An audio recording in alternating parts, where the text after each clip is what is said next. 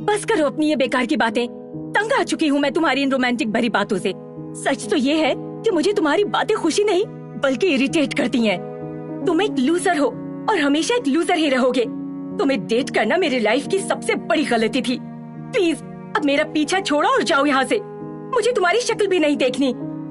निशा ने गुस्से में रोहित से चिल्लाते हुए कहा, जिस वजह से पार्टी में मौजूद हर कोई उन दोनों की तरफ देखने लगा। तभी निशा के पास ध्रुव आकर भी खड़ा हो गया, जो उनकी क्लास का सबसे बिगड़ा हुआ लड़का था, और उसने रोहित के सामने ही निशा का हाथ पकड़ लिया।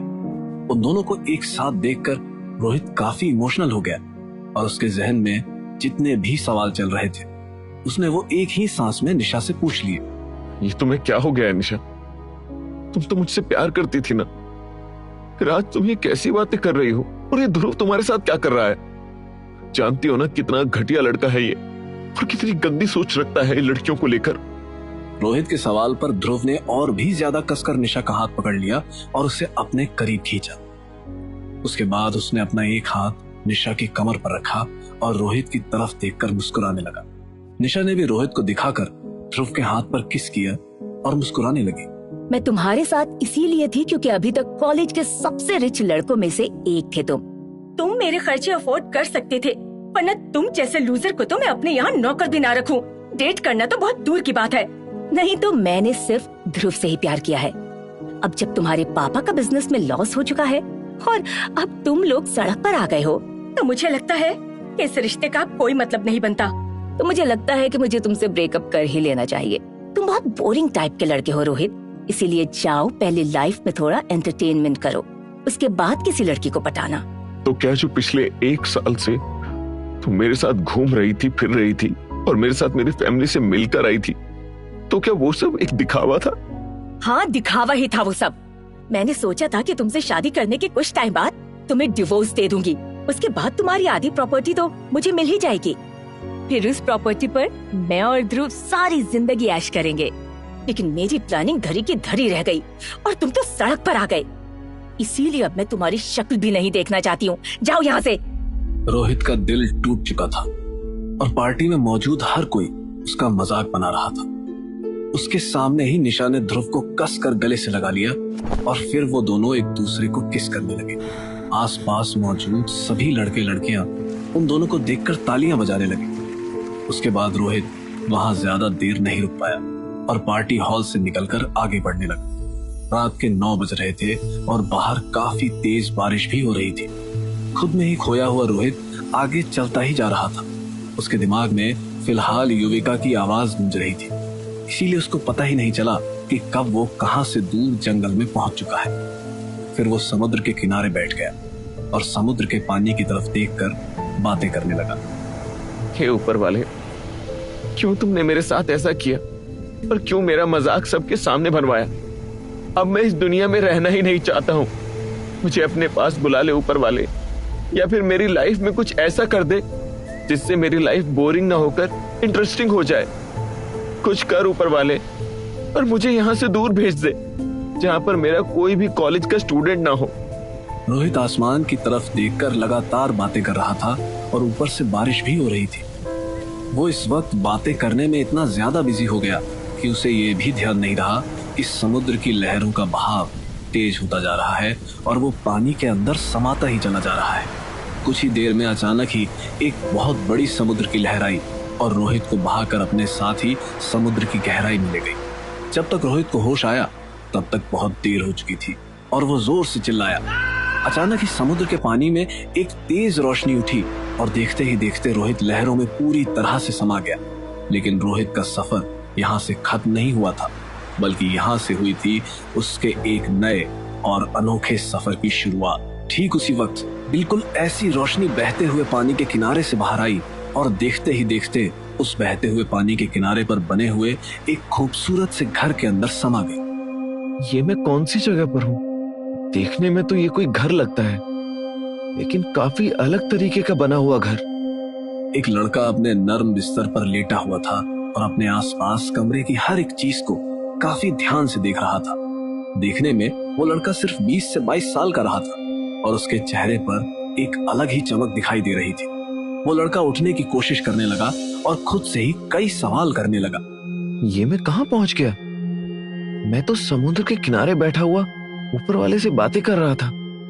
लगता है ऊपर वाले ने मुझे वहीं पानी में ही टपका डाला और सीधा अपने पास बुला लिया।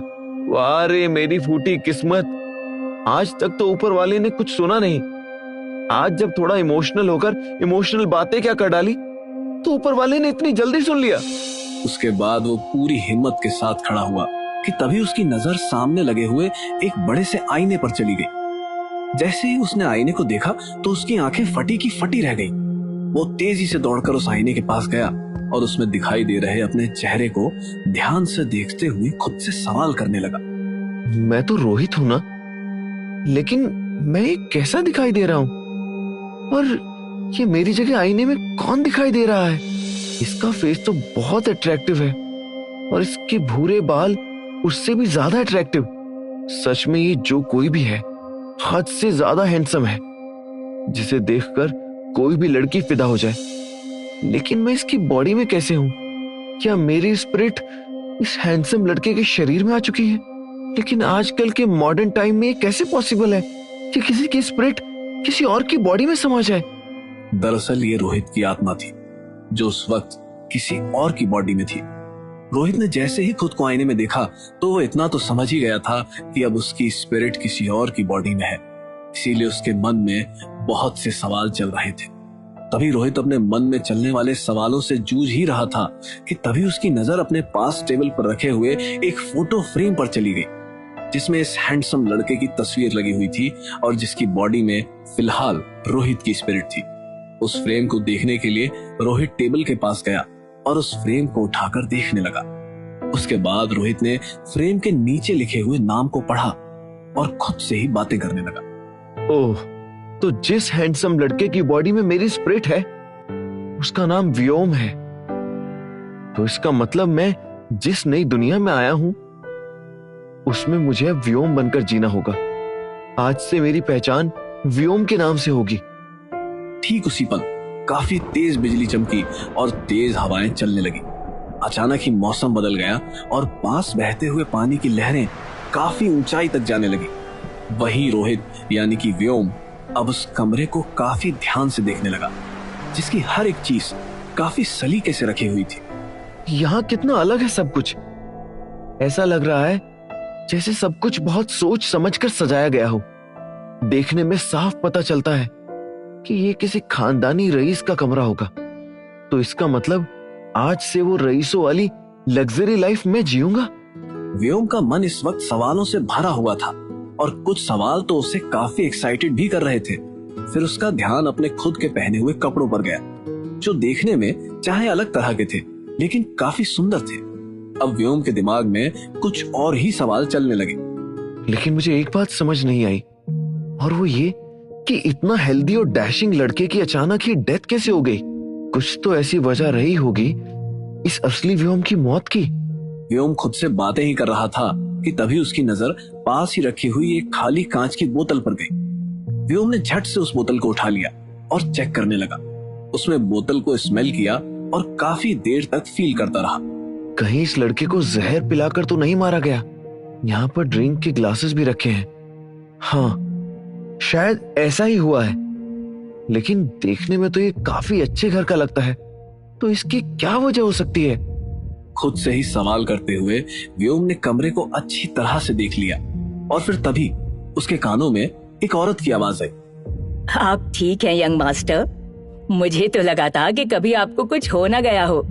आपको नहीं पता कि आपके शरीर का जहर काटने के लिए मैं कितनी दूर से ये दवाई लेकर आई हूँ। व्योम के सामने इस वक्त अधेड़ उम्र की औरत खड़ी हुई थी, जिसने पीले रंग की लंबी ड्रेस पहनी हुई थी। उसने अपने बालों को फोल्ड करके एक ऊंचा बन बनाया हुआ था और साथ ही उसके कंधे पर एक लंबी दुपट्टे जैसी पट्टी लटक रही थी। व्योम ने उसे देखा तो मन में सोचने लगा, ये औरत मुझे यंग मास्टर कहकर बुला रही है, तो क्या ये व्योम की नौकरानी हो सकती है? उसके बाद व्योम ने उस औरत से कहा, मैंने ऑलरेडी ये दवाई पी ली है, अब मुझ पर जहर का कोई असर नहीं है। तुम बेफिक्र रहो। लेकिन तुम कौन हो और मुझे यंग मास्टर कहकर क्यों बुला रही हो? व्योम का सवाल सुनकर वो औरत उसे शक भरी निगाहों से देखने लगी। कौन हो तुम? हमारे यंग मास्टर तो नहीं हो सकते। सच सच बताओ, कोई बहरूपिया हो क्या जिसने महिमा को नहीं पहचाना? आखिर कौन है ये महिमा? क्या आप पकड़ा जाएगा रोहित? कौन है ये व्योम और क्या है इसकी कहानी? आखिर कौन सी नई दुनिया में पहुंच चुका है रोहित? इन सभी सवालों के जवाब जानने के लिए सुनिए इसका अगला भाग।